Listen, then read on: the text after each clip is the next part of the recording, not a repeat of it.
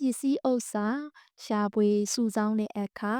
ထားရှိရမယ်တံပတ်တာ၄ပါးပစ္စည်းဥစ္စာဟာလည်းလူဘဝရဲ့တကိုးစွမ်းအားတစ်ခုဖြစ်တဲ့အတွက်လူဖြစ်လာရင်ပစ္စည်းကိုလည်းကိုယ့်အတွက်အခွင့်ပေးထားသလောက်ရှာဖွေစုဆောင်းကြရမှာပဲဒါပေမဲ့ကိုယ့်အတွက်ပေးထားတဲ့အခွင့်အလမ်းထက်ကျော်ပြီး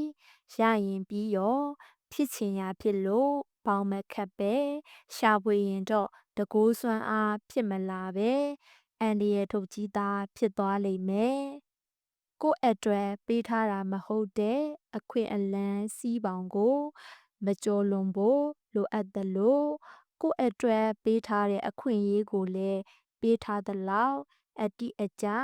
အပြည့်အဝယူတတ်ဖို့ဉာဏ်ဝရိယများများလိုအပ်လိမ့်မယ်ပစ္စည်းဥစ္စာရှာဖွေစုဆောင်းတဲ့အခါထားရှိရမယ့်တံပဒါ၄ပါးကိုဖျားရှင်ဟောကြားထားပါတယ်။နံပါတ်1ထကြွနိုးကြားစူးစမ်းမှုနဲ့ပြည့်စုံတဲ့ဥထာဏတံပဒါမိမိစီးပွားရေးနဲ့သက်ဆိုင်တဲ့ကာလဒေသကိုနှိုင်းချိန်နိုင်နားလည်နိုင်တဲ့အသိဉာဏ်ရှိဖို့လိုတယ်။ကိုယ့်အတွက်ရနိုင်စွမ်းရှိတဲ့စီးပွားကိုလည်းမရမနေရအောင်ယူမယ်ဆိုတဲ့ခိုင်မာတဲ့ဆုံးဖြတ်ချက်နဲ့ရဲစွမ်းတတ္တိလည်းလိုတယ်။တကယ်ရှိတဲ့တတ္တိကို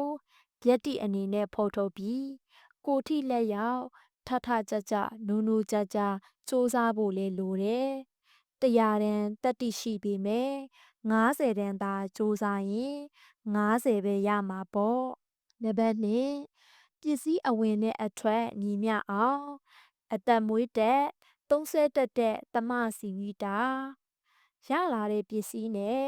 သုံးစွဲတဲ့ပစ္စည်းကာမိအောင်အသက်မွေးတက်ဖို့လည်းလိုတယ်။အရများလို့အကုန်အကျနဲမှာပစ္စည်းတကိုးတက်လိမ့်မယ်။အရနဲလို့အကုန်အကျများနေရင်တော့ကျွေးပပက်လဲဝိုင်းပြီးပူနေရမှာမို့ပစ္စည်းတကိုးရောကျသွားမှာပါပဲ။စိတ်ချမ်းသာမှုရလာမှာမဟုတ်ဘူး။အချို့နေရာမှာမသုံးမဲဖြစ်နိုင်နေဆိုရင်မသုံးမဲချိုးချံချွေတာရမှာပဲတီးခံအောင်ဤချုပ်တီးထားရမှာပဲနံပါတ်3ပစ္စည်းမပြောက်ပြက်အောင်စောက်ရှောက်ထိမ့်သိမ့်တတ်တဲ့အာရခတံပတ္တာရလာတဲ့ပစ္စည်းတွေရန်သူမျိုး၅ပါးကြောင့်မပြောက်ပြက်ရအောင်မလိုအပ်တဲ့နေရာတွေမှာအချီအနီးအလဟတ်သက်မဖြုံးမိအောင်တတိညာနဲ့စောက်ရှောက်တက်ဖို့လဲလိုတယ်။လုံခြုံအောင်သိမ့်စီတက်ဖို့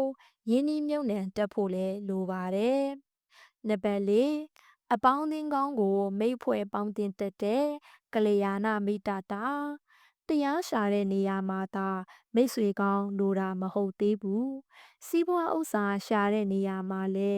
အပေါင်းအသင်းမိတ်ဆွေကောင်းကိုလိုအပ်တာပဲ။အပေါင်းအသင်းမှားသွားရင်နောက်ထပ်အသစ်ရဖို့မပြောနဲ့ကို့မှာရှိနေပြီးသားတွေတော့အကုန်ပြောင်းသွားတတ်တယ်တတိဉာဏ်ကြီးကြီးထားပြီးမိမိရဲ့စီးပွားရေးနဲ့သက်ဆိုင်တဲ့တော်လဲတော်ကောင်းလဲကောင်းတဲ့အပေါင်းအသင်းကောင်းကိုလိမ္မာကျွမ်းကျင်ပါနဲ့စွာပေါင်းတင်ဆက်ဆံတတ်ဖို့လိုလိမ့်မယ်ဓမ္မမိတ်ဆွေများရှင်ယခုကျမပြန်လဲမျှဝေပေးလိုက်တဲ့တရားဓမ္မမှတ်စုလေးကတော့ကျေးဇူးတော်ရှင်တိပိဋကရောဆရာတော်ဘုရားကြီးဤတိပိဋကဓမ္မလက်ဆောင်တရားတော်စာအုပ်လေးထဲမှာဖြစ်ပါတယ်ရှင်ဓမ္မမိတ်ဆွေများအားလုံးနဲ့တကွ32ပုံသားတတဝါအားလုံးကျမ်းမာချမ်းသာကြပါစေကြောင်းကျမတို့ပေးဖူးလိုက်ခြင်းနဲ့မှာဆန္ဒပြုဆုမွန်ကောင်းတောင်းလိုက်ပါတယ်ရှင်